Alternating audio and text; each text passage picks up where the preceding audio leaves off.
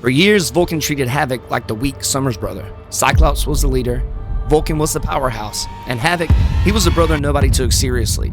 Then Vulcan made the biggest mistake of his life. He threw Havok into a star.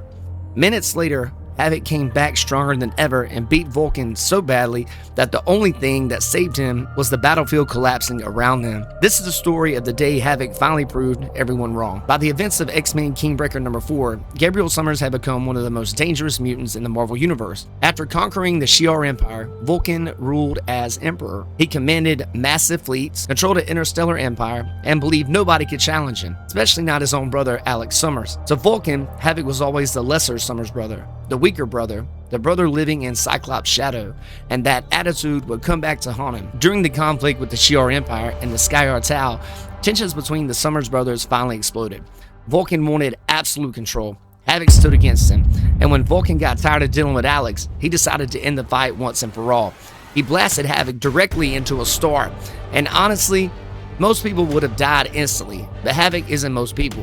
His powers allowed him to absorb and channel enormous amounts of cosmic energy.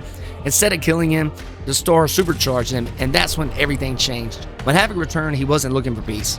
He wasn't looking to negotiate. He was furious.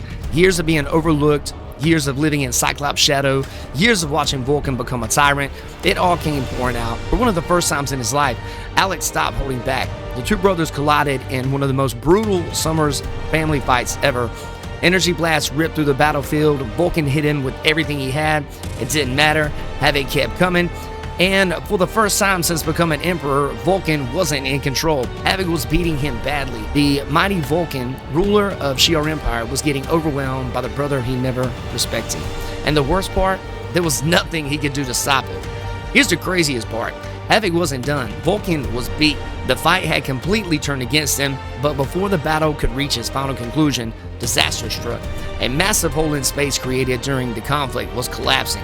If nobody acted quickly, everyone nearby could be killed, including Havok, including Vulcan, including everyone caught in the battle. That's when Lilandra intervened. Realizing the danger, she teleported Havok and the rest of them away from the collapse before it could consume them all. And just like that, the fight was over. Not because Vulcan won, not because Havok backed down, but because the battle itself was falling apart. And Havok was pissed that he got taken away before he could finish off Gabriel. That's what makes this story so satisfying. For years, Alex Summers was treated like a forgotten Summers brother. Cyclops got the spotlight, Vulcan got the power, but on this day, Havok proved he belonged in the same conversation as both of them.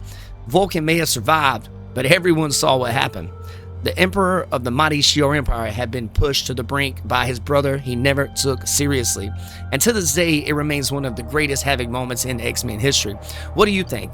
If the collapse hadn't happened, would Havok have finished off Vulcan? Let me know in the comments. And guys, don't forget to like, comment, and subscribe to this channel, NDFX on YouTube, if you enjoy X-Men content like this. Take care.